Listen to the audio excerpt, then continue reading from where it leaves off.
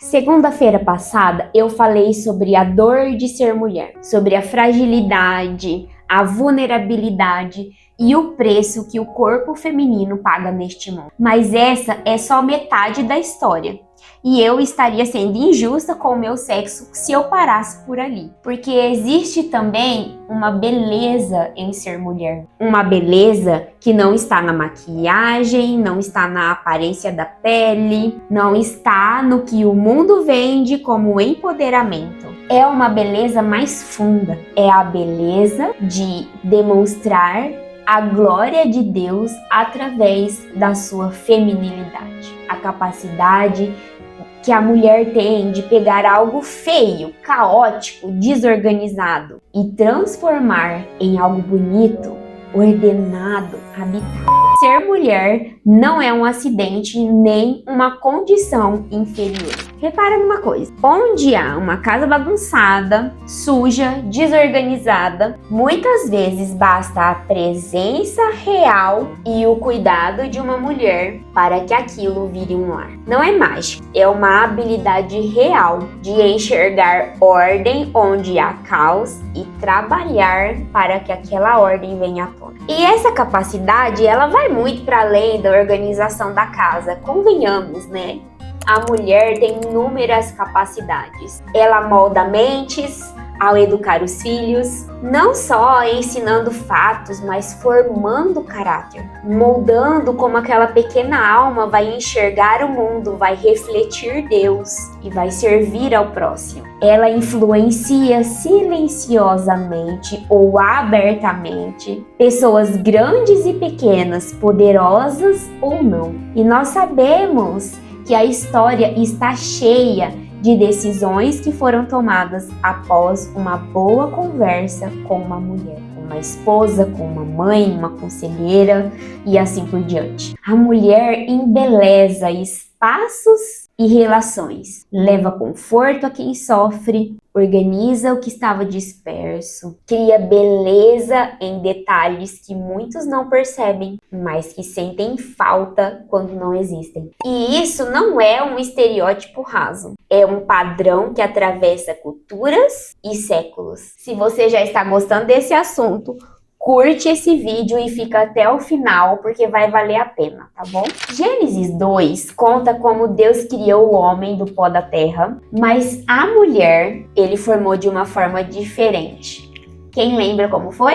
Deus criou a mulher a partir do próprio homem, tirando dele uma das suas costelas. Muita gente, inclusive dentro da igreja, já usou esse texto para diminuir a mulher. Ela veio depois, ela veio de uma parte dele, logo ela é secundária, inferior. Isso é uma leitura rasa e mais do que isso, é uma leitura que contradiz o que a palavra de Deus nos ensina. Vejamos o que Adão diz ao ver pela primeira vez a sua mulher Eva.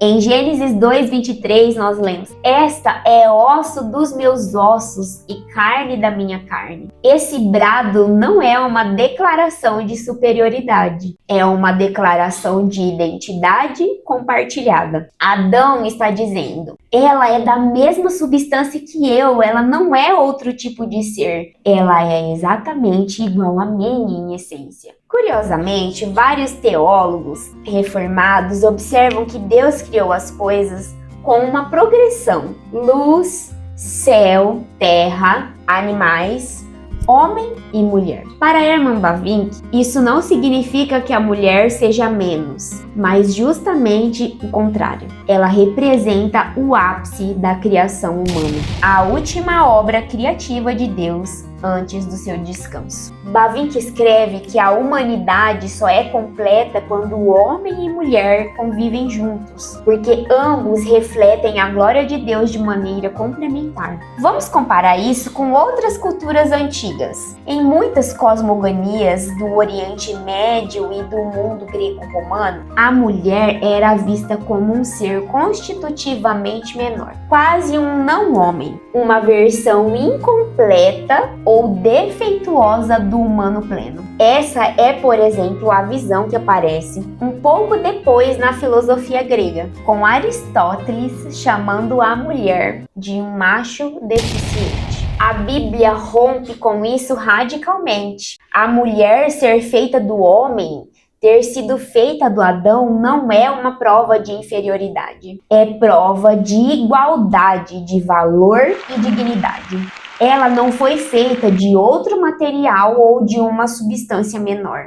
Ela foi feita da mesma carne, do mesmo osso. Todos os reformados clássicos enfatizam Gênesis 1:27. Calvino comenta que ambos possuem a imagem divina, ambos recebem domínio sobre a criação, ambos possuem igual dignidade. A diferença entre eles não é de valor, é de papel, é de função, de vocação. Essa distinção reaparece em Efésios 5, 1 Pedro 3 e 1 Timóteo 2. Em 1 Coríntios 11, versículo 9, nós lemos: porque também o homem não foi criado a partir da mulher, mas a mulher a partir do homem. Esse talvez seja um dos textos mais mal compreendidos que existem nesses termos. Vamos ver como John Piper interpreta esse texto. Piper afirma que Paulo não está dizendo que a mulher existe para satisfazer os desejos masculinos. Ele entende que Deus criou Eva para completar aquilo que faltava a Adão na administração da criação. Ou seja, ela foi criada para o homem.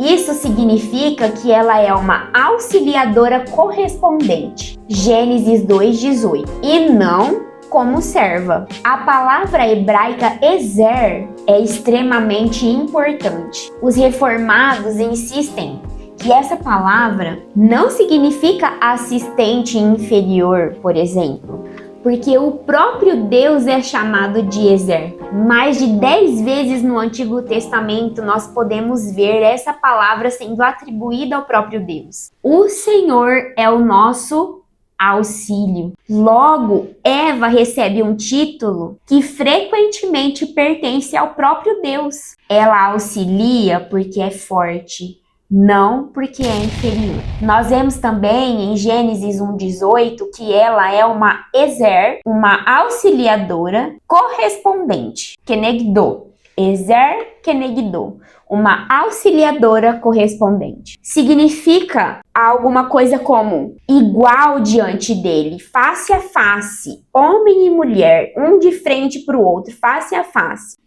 Alguém que é correspondente, que é adequada. Bavinck comenta que Deus não criou uma serva, criou alguém com capacidade de complementar aquilo que faltava no homem. O homem sozinho não manifesta plenamente a imagem divina. Somente juntos, homem e mulher, é que conseguem refletir a riqueza da imagem de Deus. E a outra coisa, o homem, o primeiro homem, só existiu completo depois que a mulher veio a existir.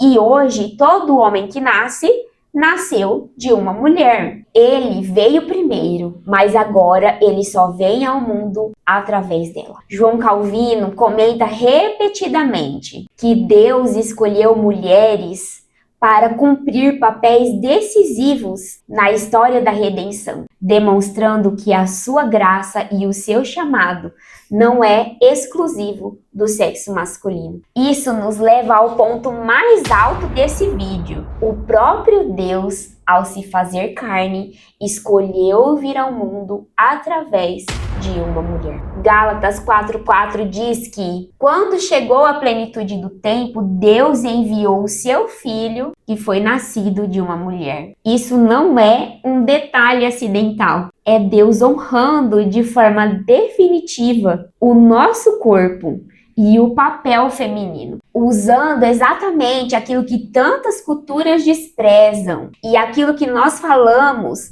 no vídeo anterior, as dores que nós carregamos exclusivamente por sermos mulheres, como um meio pelo qual a própria salvação entra na história. Maria não é apenas um recipiente. A tradição reformada não eleva Maria a um lugar onde ela não está, mas ela também não nega uma verdade. Uma mulher carregou no seu próprio corpo aquele que é Deus e homem. Isso diz algo muito profundo sobre como Deus vê e valoriza a mulher. Se falamos tanto sobre o peso que o corpo feminino e o papel feminino carrega, também é justo falarmos sobre os privilégios de ser mulher, vocês não acham? Vamos falar um pouquinho de coisas que historicamente a mulher não precisou carregar? Não foi ela, na maioria das sociedades onde existia guerra, que foi convocada para a linha de frente do combate. Não foi ela quem, majoritariamente, precisou realizar os trabalhos mais brutais que existiam e os mais perigosos também, como minas, construção pesada, trabalhos de risco extremo de vida. E a gente vê hoje muitas mulheres já entrando nesse tipo de trabalho, né? Está aí um ponto para nós discutirmos, vocês não acham?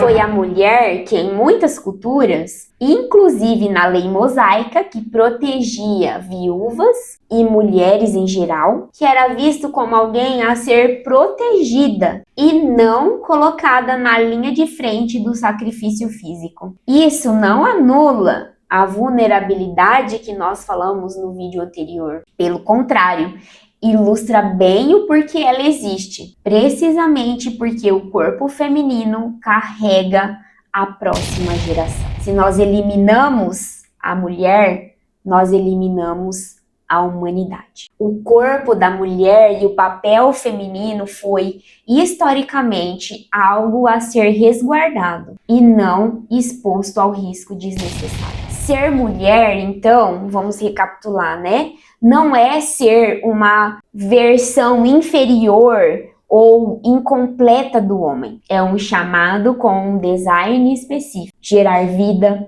gerar ordem, gerar beleza, moldar mentes e corações e influenciar o mundo através de relações profundas, mais do que através da força bruta. Nós podemos resumir a feminilidade bíblica em alguns elementos recorrentes, apesar que nós encontramos isso também na masculinidade, mas elas são reveladas de maneiras diferentes. Vejamos: receptividade ao propósito de Deus, força sob domínio, sabedoria, cuidado, influência piedosa, maternidade como vocação elevada, isso quando Deus concede, hospitalidade, discipulado, beleza interior. Eu já falei sobre hospitalidade e sobre outros assuntos aqui no meu canal. Eu espero que você se inscreva no canal e dê uma olhada nos vídeos que eu já publiquei aqui. Tem vários assuntos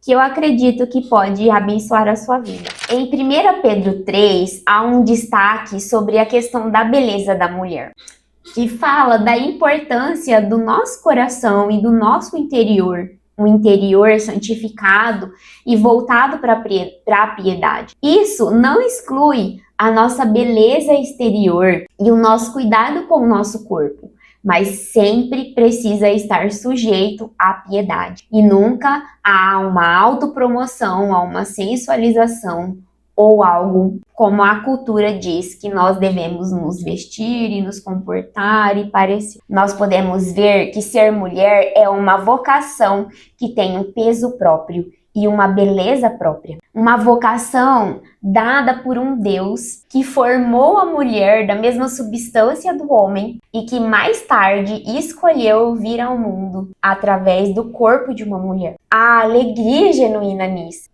A alegria de criar um lar em um espaço que antes estava vazio ou desordenado. A alegria de moldar uma alma pequena que crescerá e impactará o mundo ao seu redor. A alegria de ser muitas vezes silenciosamente ou estardalhosamente, se é que essa palavra existe, a força que sustenta e embeleza tudo, que dá força e impulsiona tudo ao seu redor. É de ser aquela que levanta o caído, que faz do homem pequeno um grande homem através do seu auxílio, através da sua palavra encorajadora, das suas mãos que carregam, que empurram para frente, que elevam a alma do outro. Se a dor de ser mulher aponta para uma fragilidade que só o evangelho cura na raiz, a beleza da mulher aponta para um design que só o evangelho explica com plenitude. Você foi feita